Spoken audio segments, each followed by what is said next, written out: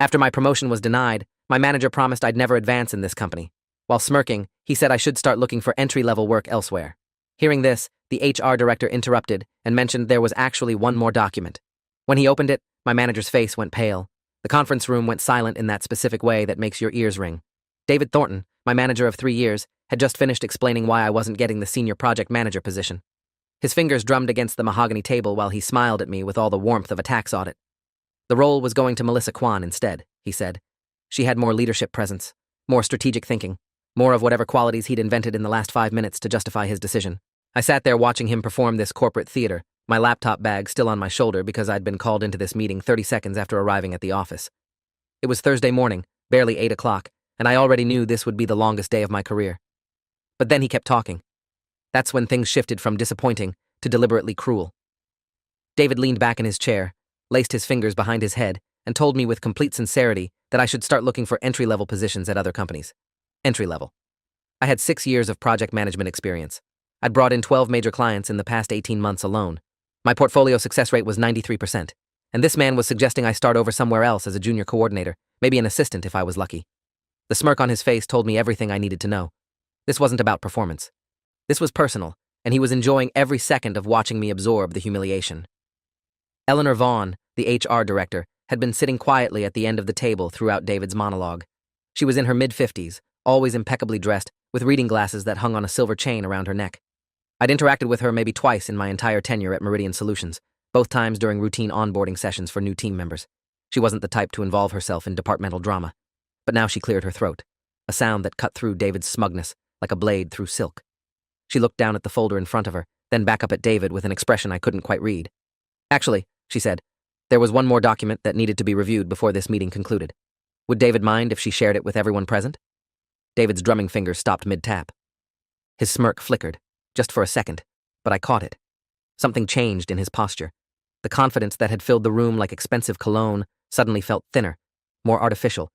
He told Eleanor that wouldn't be necessary, that everything had already been decided according to proper procedure. His voice had that forced casualness people use when they're trying to sound unbothered, but are actually calculating their next 3 moves. Eleanor didn't respond to him. Instead, she pulled a manila folder from her briefcase, opened it with deliberate slowness, and slid a document across the table. Not to David. To me. I looked down at it and felt my stomach drop through the floor. The document was an internal audit report dated 2 weeks prior. My name appeared in the subject line, along with David's and the phrase, performance evaluation irregularities. I started reading, and the conference room seemed to tilt on its axis. According to this report, compiled by an external HR consultant named Patricia Brennan, there were significant discrepancies between my actual performance metrics and what David had submitted in his quarterly evaluations of my work. Projects I'd successfully completed were marked as failures in his reports. Client satisfaction scores that averaged 4.8 out of 5 were recorded as 3.1. Budget management successes were listed as overruns. The document went on for 11 pages, each one more damning than the last. This wasn't just bias. This was systematic falsification of records. Eleanor explained, in that calm, professional tone that made everything sound simultaneously reasonable and terrifying, that the audit had been triggered by an anonymous complaint filed 6 weeks ago. Someone had noticed inconsistencies in David's reporting patterns across multiple team members, not just me. The company had brought in Patricia Brennan, a forensic HR specialist with 23 years of experience in corporate investigations, to examine the department's personnel files. What she found was a pattern of manipulation spanning nearly 2 years. David had been systematically sabotaging the performance records of certain employees while inflating the metrics of others. The correlation was obvious once you looked at it objectively. The employees he sabotaged were the ones who represented potential competition for advancement. The ones he boosted were personal friends or people he considered no threat to his position. I looked up from the document and saw David's face. All the color had drained from it. His hands were now flat on the table, pressed down like he was trying to keep himself from floating away. He started to speak, to offer some explanation, but Eleanor held up one finger in a gesture that somehow commanded more authority than shouting ever could. She wasn't finished. There was more to discuss, and David was going to sit there and listen to every word. My heart was hammering so hard I could feel it in my throat. Part of me wanted to enjoy his discomfort, but mostly, I felt this surreal detachment, like I was watching this scene happen to someone else. The audit had uncovered something else too. David had been using company resources to send disparaging emails about certain employees to executive leadership. The emails were carefully worded, always framed as concerns about team dynamics or cultural fit, but the intent was clear.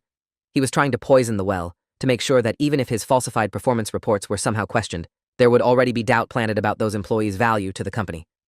I was mentioned in 8 separate emails over the past 14 months.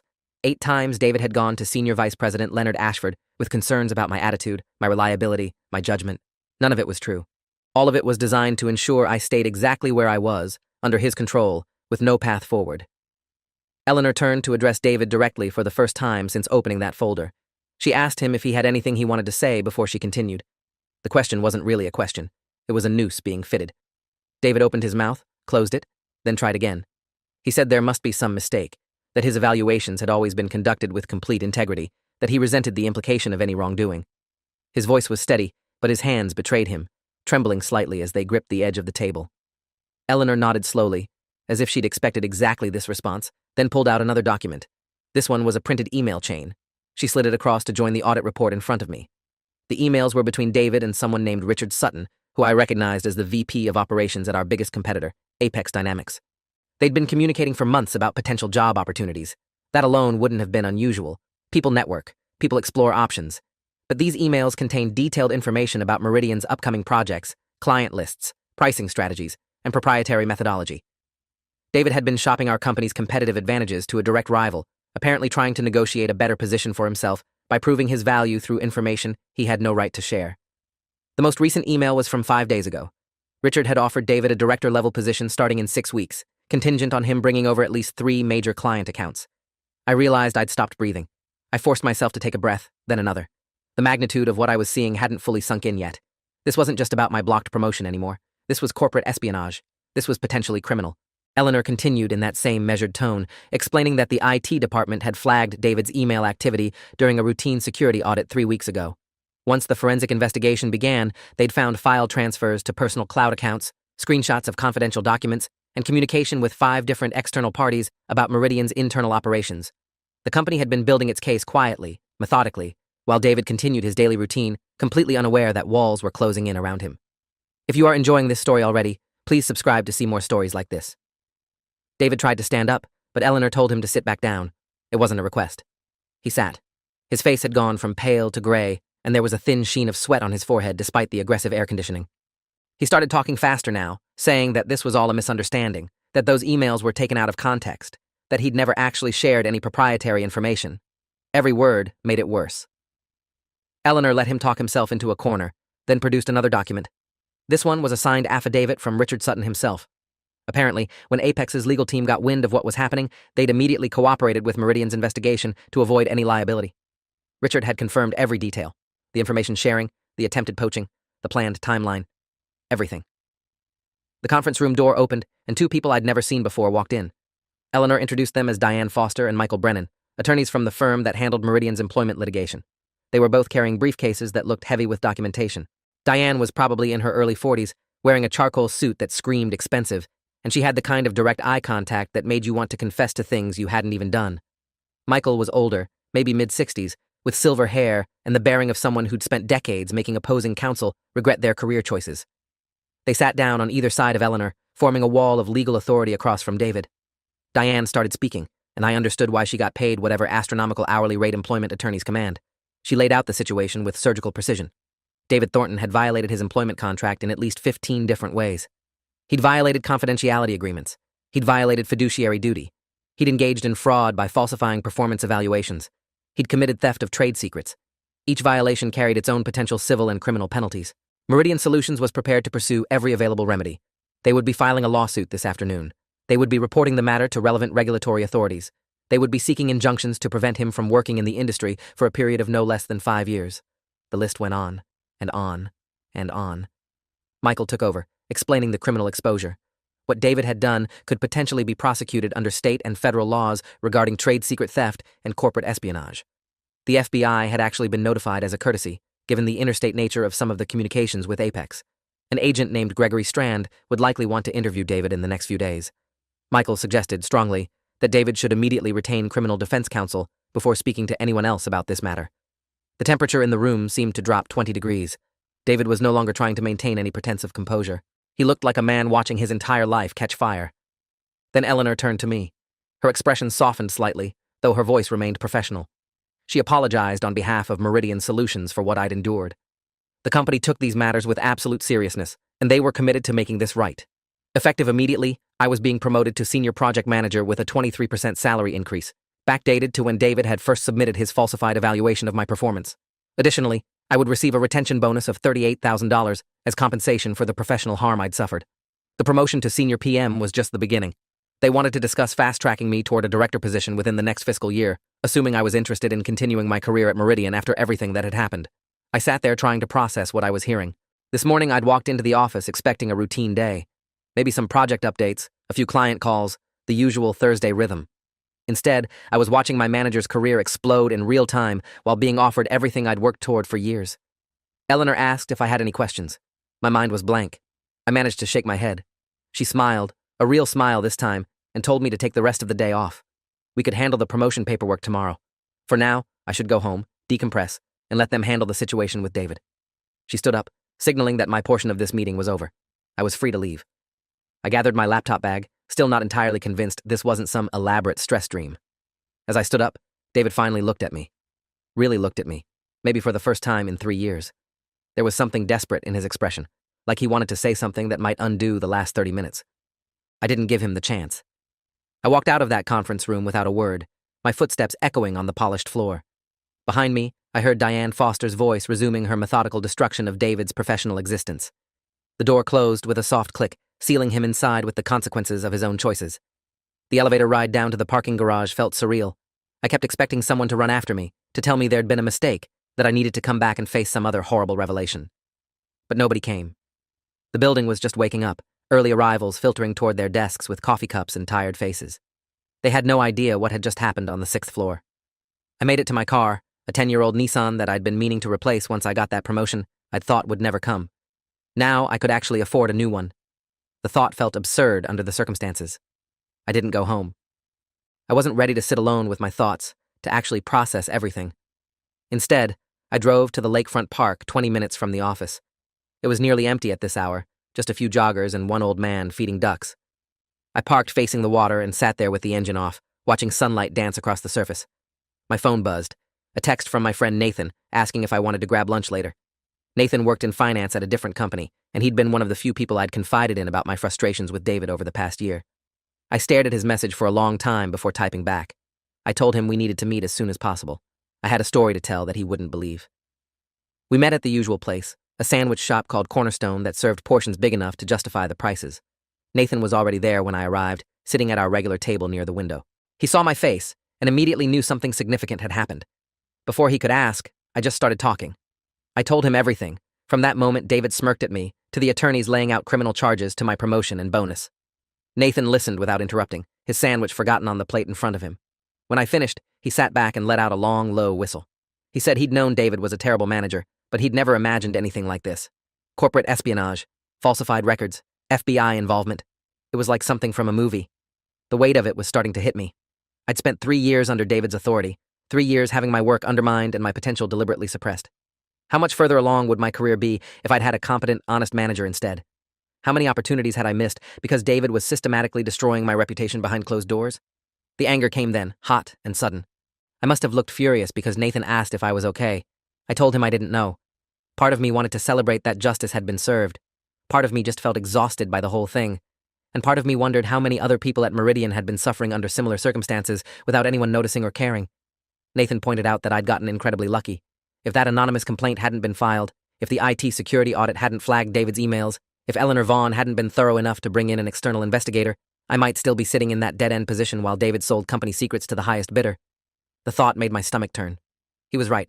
This could have easily gone another way. David could have left for Apex with his secrets and his lies, and I'd have been left wondering why I could never seem to advance despite doing everything right. The randomness of it was almost worse than the deliberate malice. So much of my professional fate had come down to timing and luck. My phone rang. It was Eleanor Vaughn.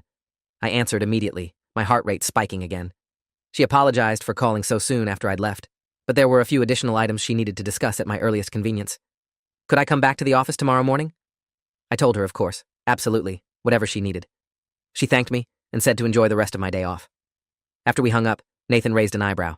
I shrugged. I had no idea what else there could possibly be to discuss. We finished lunch mostly in silence, both of us still processing the magnitude of what had unfolded. As we left, Nathan clapped me on the shoulder and told me to be careful. Companies sometimes had ways of making problems disappear, and I shouldn't assume I was completely safe just because I was the victim in this situation.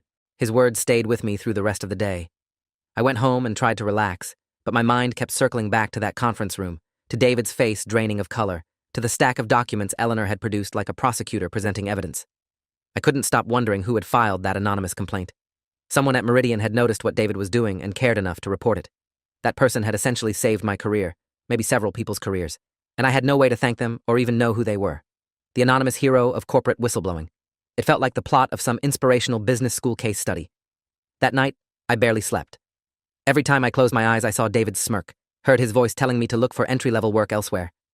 The humiliation of that moment kept replaying, even though I now knew it was hollow, meaningless, the last gasp of a desperate man whose schemes were already unraveling. But knowing something intellectually and feeling it emotionally are two different things. The wound was still fresh. I got up around 3 a.m. and made coffee, sitting at my kitchen table in the dark, watching the city lights through my apartment window. Tomorrow I'd go back to that office and find out what else Eleanor needed to discuss. Tomorrow, the real aftermath would begin. Friday morning came too quickly. I arrived at Meridian at 8:30, earlier than Eleanor had requested, because I couldn't stand waiting any longer. The office felt different now, charged with an energy I couldn't quite name. People glanced at me as I walked to the elevator, and I wondered how much they knew. Corporate gossip moved at the speed of light, especially when it involved someone as visible as David Thornton. I rode up to the 6th floor alone, rehearsing different scenarios in my head. Maybe Eleanor wanted to discuss the transition plan. Maybe there were additional legal questions. Maybe the whole thing was somehow falling apart, and I was about to learn this was all a temporary reprieve. Eleanor's assistant, a young woman named Rebecca, who always seemed too organized to be real, greeted me with a smile and ushered me straight into Eleanor's office. It was bigger than I'd expected, with floor-to-ceiling windows overlooking the downtown skyline and enough space for a full conference table in addition to her desk. Eleanor was there along with 2 other people I recognized, Jennifer Hartley, the chief operating officer, and Paul Nguyen, the CEO himself. My mouth went dry. Whatever this meeting was about, it was serious enough to warrant C-suite attendance. Paul stood up and shook my hand with the kind of firm grip that people practice in executive coaching sessions. He thanked me for coming in and invited me to sit. Jennifer poured water from a glass pitcher into 4 tumblers and slid one across to me. I took a sip, mostly to have something to do with my hands. Paul launched into what was clearly a prepared statement. He wanted to personally apologize for what I'd experienced under David Thornton's management. The situation was completely unacceptable and represented a failure of oversight at multiple levels of the organization. Meridian Solutions prided itself on fostering talent and maintaining ethical standards. What had happened to me was antithetical to those values. He continued, explaining that the company had done a thorough review of not just David's department, but several others as well. The investigation had expanded after Patricia Brennan's initial findings revealed some systemic issues with the performance review process. They'd discovered that David wasn't the only manager who had been gaming the system, though he was by far the worst offender. 2 other managers had been placed on administrative leave pending investigation. The entire leadership development program was being overhauled.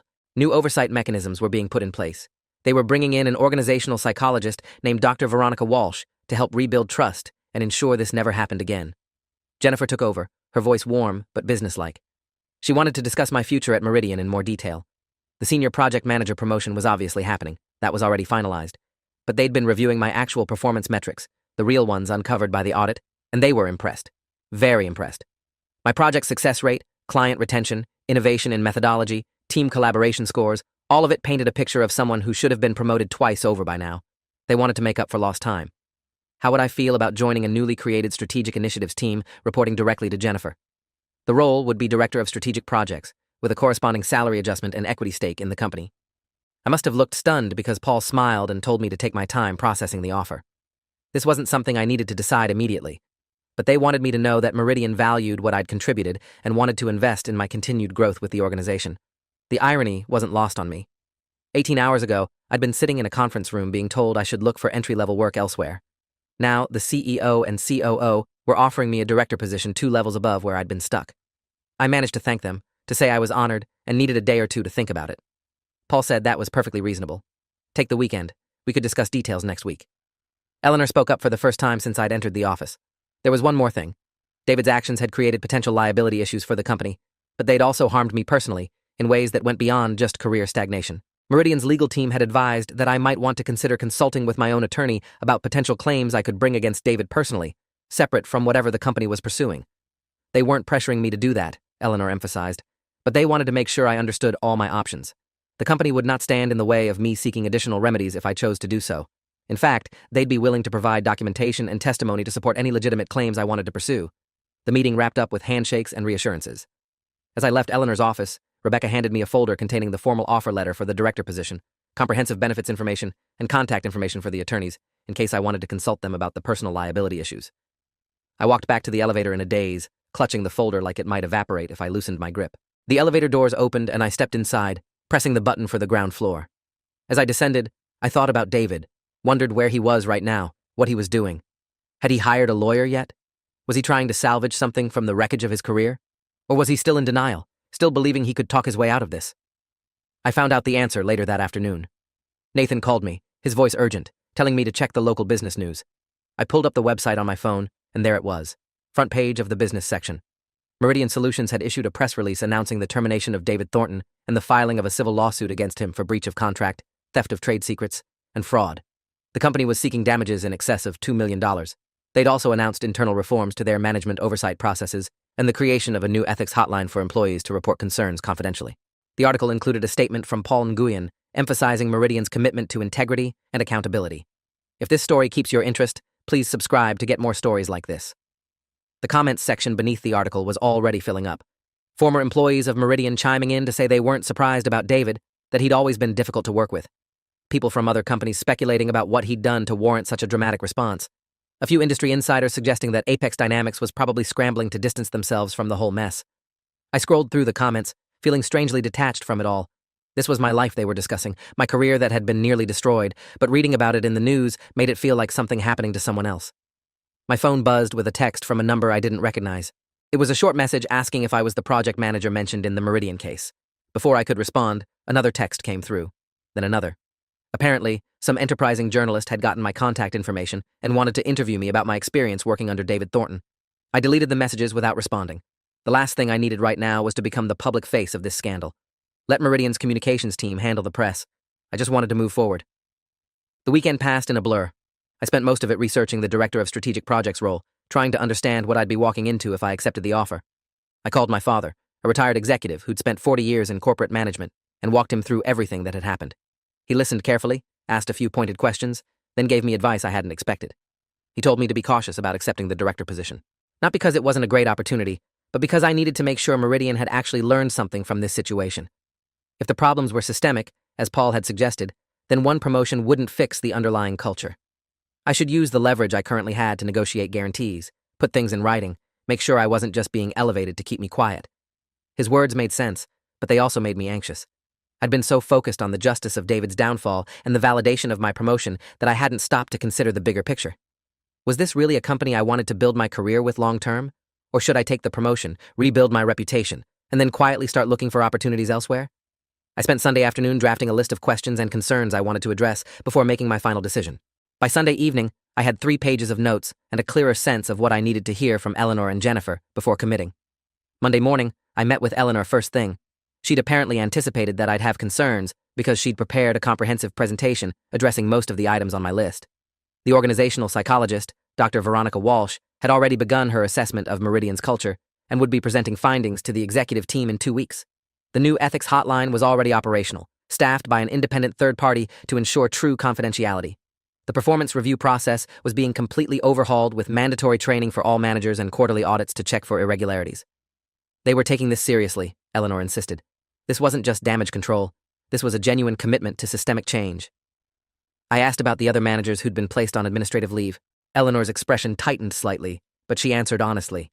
One had been terminated last Friday after the investigation confirmed serious misconduct similar to David's, though not quite as extensive. The other was still under review, with a decision expected by the end of the week. The company was also conducting spot checks on managers in other divisions, just to make sure there weren't additional problems lurking undetected. It was a massive undertaking, but Paul and the board had made it clear this was the top priority. No more sweeping issues under the rug, no more protecting bad actors to avoid embarrassment. We spent 2 hours going through every detail of the director offer. The salary was more than fair, actually generous considering market rates. The equity package was structured in a way that aligned my interests with the company's long-term success. The team I'd be building would have significant autonomy and direct access to C-suite decision-makers. Most importantly, Eleanor had drafted a clause in the offer letter that explicitly protected me from retaliation and guaranteed that any future performance evaluations would be conducted by an independent committee, not a single manager. It was the kind of protection I'd never thought to ask for before, but after what I'd experienced with David, it felt essential. I told Eleanor I needed 1 more day to think about it. She nodded, said she understood completely, and reminded me that there was no pressure. If I decided this wasn't the right fit, they'd respect that decision and still honor the senior project manager promotion that had already been finalized. I appreciated her giving me that out, even though I was already pretty sure what my answer would be. I spent the rest of Monday tying up loose ends on my current projects and having quiet conversations with colleagues who'd heard rumors about what happened but didn't know the details. I kept it vague, professional, just acknowledged that there'd been some personnel changes and I was transitioning to a new role. That evening, Nathan and I met up for dinner at a steakhouse we'd been wanting to try for months, but could never justify the expense. Now I could justify it. We ordered too much food and a bottle of wine that cost more than my first car payment, and I told him I was going to accept the director position. He raised his glass in a toast. "To justice," he said. "To getting what you earned." We clinked glasses and drank, and for the first time since this whole situation started, I felt genuinely celebratory rather than just shell-shocked. This was actually happening. My career wasn't over. It was just beginning. The next morning, I walked into Eleanor's office and formally accepted the offer. She smiled, shook my hand, and said she'd have the paperwork finalized by end of day. Paul and Jennifer would want to take me to lunch later this week to start discussing strategic priorities for the new team. I'd start transitioning into the director role immediately, with a formal announcement going out to the company on Thursday. As I left her office, I felt lighter than I had in years. The weight of David's sabotage, the constant anxiety that I wasn't good enough, the gnawing fear that I'd never advance, all of it was finally lifting. Thursday's announcement was handled with typical corporate formality. An all-hands email from Paul congratulating me on my promotion to Director of Strategic Projects and thanking me for my continued dedication to Meridian's success. My phone immediately started buzzing with congratulatory messages from colleagues across the company. Some people I barely knew sent notes saying they'd heard I deserved this and were glad to see it finally happening. A few mentioned David obliquely, saying they'd noticed things weren't quite right in that department and were relieved changes were being made. It felt surreal to be publicly celebrated after spending so long being privately undermined. The legal situation with David continued to unfold over the following weeks. His attorney attempted to negotiate a settlement, but Meridian's legal team wasn't interested in anything less than full accountability. The lawsuit proceeded. Discovery revealed even more damaging information about the extent of David's misconduct. He'd apparently been falsifying records for 4 years, not just 2 as initially believed. At least 9 other employees had been affected, their careers stunted or derailed by his manipulations. The company reached out to all of them with settlement offers and promotions where appropriate. Several accepted. 2 decided to pursue their own lawsuits against David personally. The whole thing became a cautionary tale in industry circles about the importance of proper managerial oversight. 3 months after that conference room meeting where everything changed, I was settling into my director role with surprising ease. The strategic initiatives team had grown to 8 people, all handpicked for their expertise and collaborative mindset. We were working on projects that actually mattered, that moved the needle for the company in meaningful ways. Jennifer gave us the autonomy to innovate, to take calculated risks, to challenge conventional thinking. It was everything I'd hoped a leadership position would be, without the toxic politics and sabotage I'd endured under David. I heard through the corporate grapevine that David had ended up taking a job at a small consulting firm in another state, a significant step down from his director position at Meridian. The 5-year industry ban that Meridian had sought in their lawsuit had been negotiated down to 2 years, but it still effectively ended his ability to work at any major firm in our sector. His professional reputation was destroyed. Searches of his name brought up articles about the Meridian scandal. He'd become unemployable in any serious capacity. Part of me felt a grim satisfaction at that outcome. Part of me just felt tired thinking about it. The person I never found out about was the anonymous whistleblower. I asked Eleanor about it once, carefully, saying I wanted to thank whoever had filed that initial complaint. She told me gently that the anonymity had to be preserved, that it was essential for protecting future whistleblowers and maintaining trust in the system. I understood, but it still bothered me. Someone had risked potential retaliation to do the right thing, and they'd never know directly how much it mattered. I made a mental note to always be that person if I ever witnessed similar misconduct. To speak up, to report it, to not let it slide just because it wasn't affecting me personally. 6 months after my promotion, Dr. Veronica Walsh presented her final report to the company. I was invited to attend the presentation since I'd been directly impacted by the issues she'd been studying. Her findings were both validating and disturbing. Meridian had developed what she called a culture of competitive opacity, where managers hoarded information and sabotaged potential rivals rather than developing talent collaboratively. David had been the worst example, but he wasn't an isolated case. The company's promotion system had inadvertently incentivized this behavior by creating zero-sum competition for limited leadership positions. Her recommendations were extensive and would take years to fully implement, but the fact that leadership was taking them seriously gave me hope. One afternoon in late autumn, I was leaving the office when I saw someone who looked familiar waiting by the elevator. It took me a second to place her, then I realized it was Melissa Kwan, the person David had promoted to senior project manager instead of me. We'd never spoken directly about what happened. She looked uncomfortable when she saw me, like she was deciding whether to acknowledge my presence or pretend she hadn't noticed me. I walked over and said hello. She hesitated, then asked if we could talk for a minute. We stepped into an empty conference room nearby. Melissa told me she'd been carrying guilt about the promotion for months. She'd known she wasn't as qualified as I was. She'd known David's reasons for choosing her were suspect. But she'd wanted the position so badly that she'd convinced herself it was okay, that maybe she did deserve it, that I'd have other opportunities. Then, when the scandal broke and the truth came out, she'd realized she'd been complicit in my sabotage, even if unintentionally. She'd benefited from David's corruption. She wanted to apologize, to tell me she was sorry for not questioning things more aggressively, for not standing up when she should have.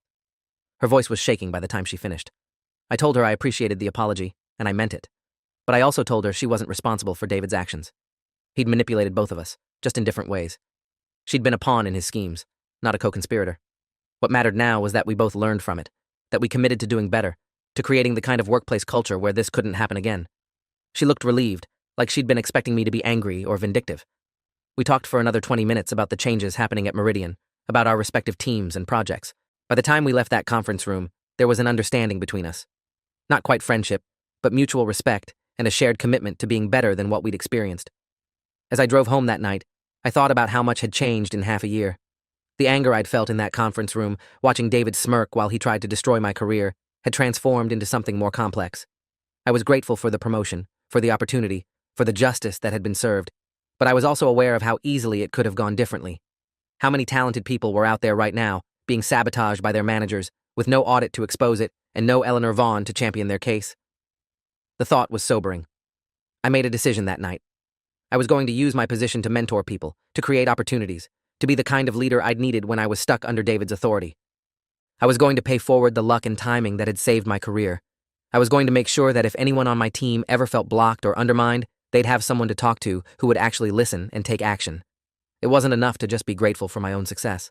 I had a responsibility to do better, to be better, to help build a system where talent was recognized and developed rather than suppressed and sabotaged. The civil lawsuit against David finally settled 9 months after it began.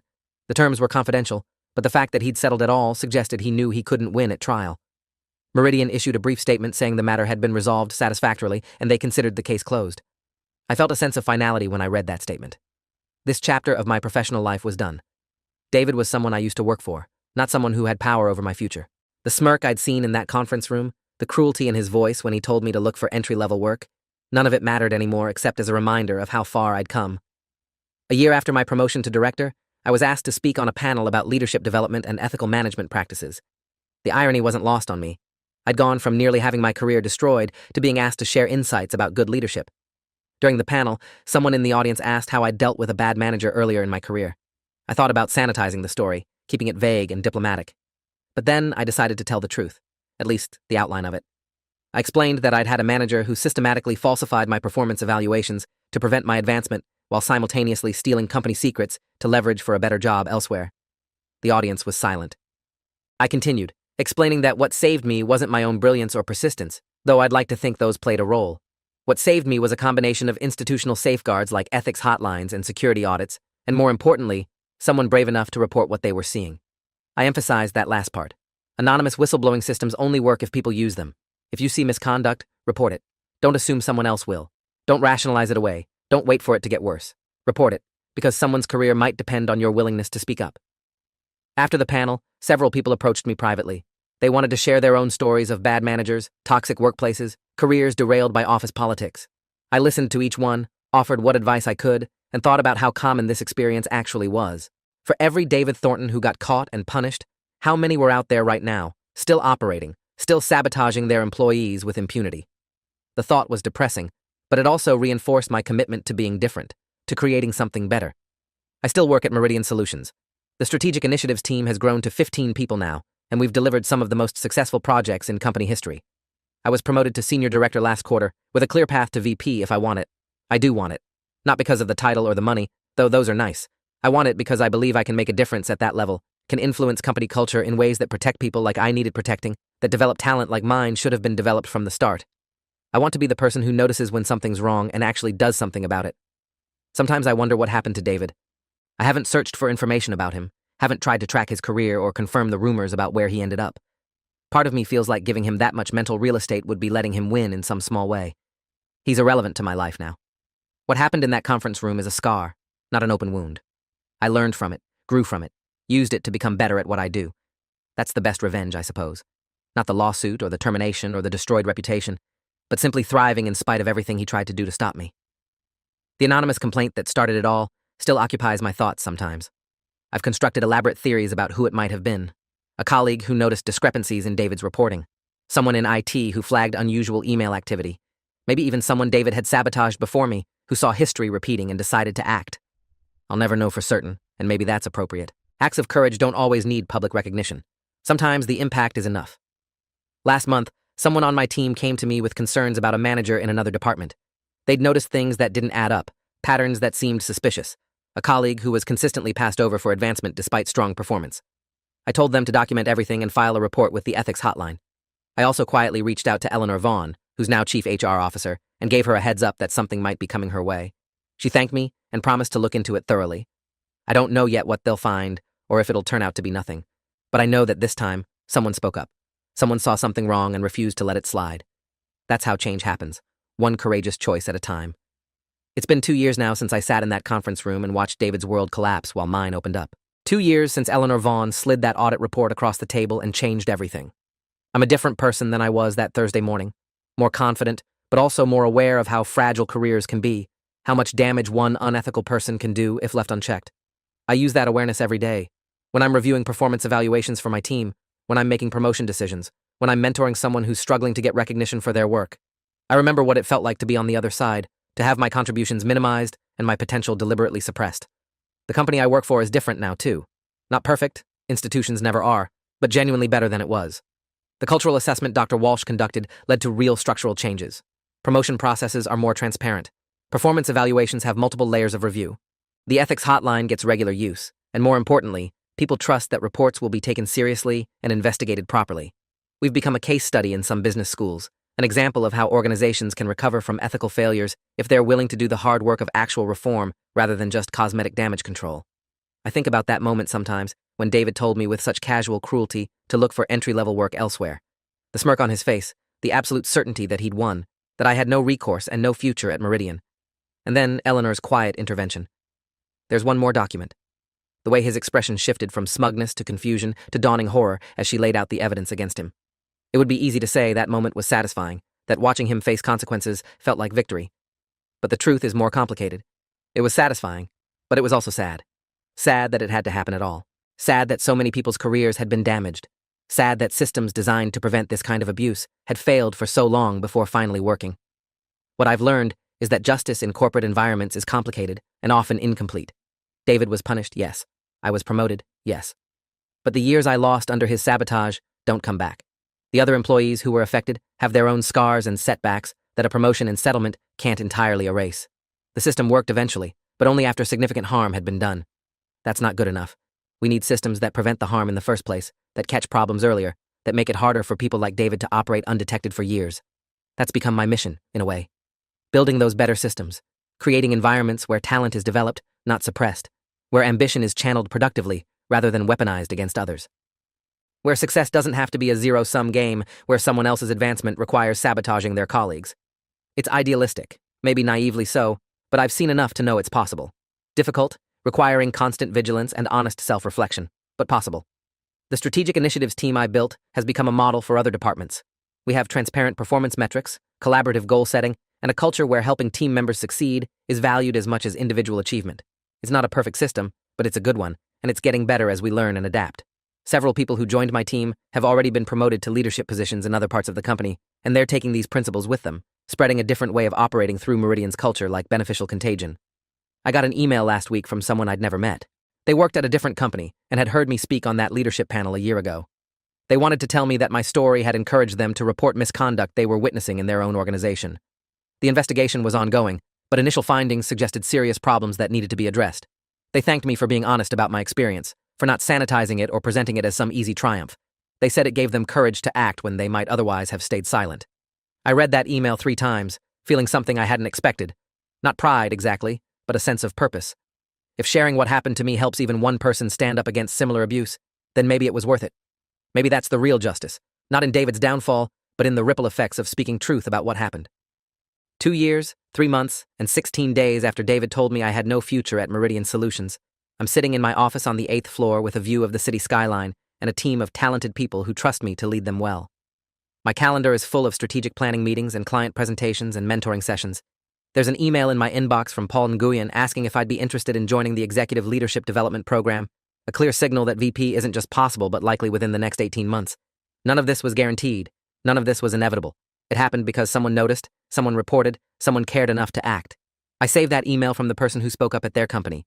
I save it in a folder I look at whenever I'm having a rough day or questioning whether any of this makes a difference. It does make a difference. Every single time someone chooses courage over comfort, justice over expediency, truth over politics. That's how we build better workplaces, better institutions, better professional communities. One brave choice at a time. One document that changes everything. One moment where someone looks at wrongdoing and decides they won't let it continue unchallenged. David's smirk is a memory now, fading with time and distance. What remains is sharper, more valuable. The knowledge that systems can work if we demand they work. That justice delayed isn't always justice denied. That careers can survive sabotage if someone is willing to expose the truth. And most importantly, that the next time I see someone being treated the way I was treated, I won't stay silent. I'll be the person who slides the document across the table, who says, actually, there's something else we need to discuss. I'll be the Eleanor Vaughn for someone else, because I know exactly how much difference that intervention can make. The company I almost lost my career to has become the company where I'm building something meaningful. The manager who tried to destroy my future is gone, irrelevant, a cautionary tale in industry circles. And I'm still here, still growing, still pushing forward. That Thursday morning 2 years ago was the worst professional moment of my life, right up until it became the best. One document. One decision. One moment where everything changed because someone refused to let injustice stand unchallenged. That's the story I carry with me, the lesson I share, the standard I hold myself to. Not perfect, but trying. Not fearless, but acting anyway. Not powerful, but using whatever influence I have to make things better for the people counting on me to lead them well. Thanks for watching till the end. Make sure to subscribe and like to not miss the next story.